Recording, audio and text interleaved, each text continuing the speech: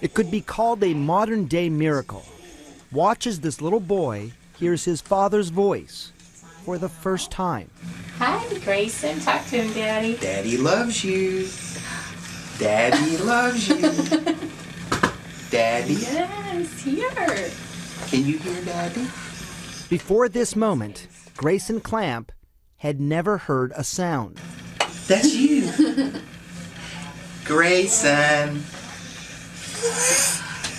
Grayson was born without the auditory nerves that carry sound from the inner ear to the brain.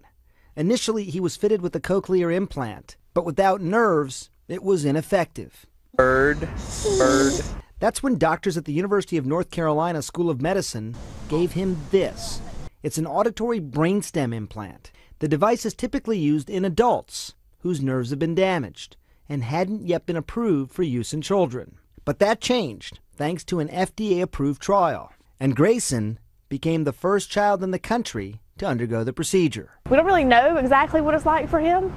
We don't know exactly what he hears, if he hears everything we hear, some of what we hear. Doctors are confident Grayson will eventually hear and speak like any other child. His parents say he's already made great progress, although they won't soon forget what that first moment was like. It's on now. Hi, Grayson. Talk to him, Daddy. Daddy loves you. Daddy loves you. Daddy. Yes, here.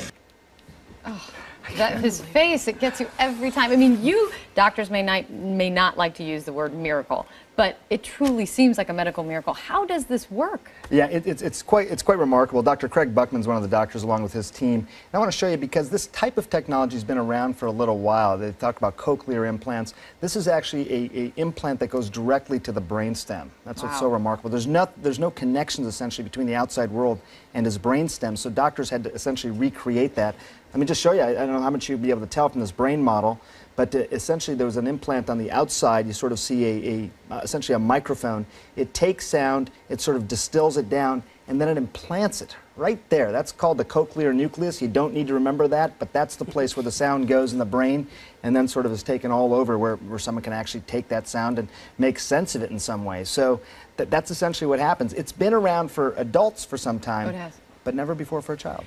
I find it I think we all were just taken by that moment when he hears that sound. It's hard to imagine what he is experiencing because he doesn't know words in the same way that you and I know words. That's right, and we don't know exactly what he's able to hear. We know that he can listen to sounds specifically now, but it happens pretty quickly, Michaela, in terms of his ability to now take this new and actually you see his speech patterns change in response to being able to hear. So it gives me a little bit of goosebumps here, but it's quite extraordinary to think at this age how much it's going to make a difference in his life. How do you teach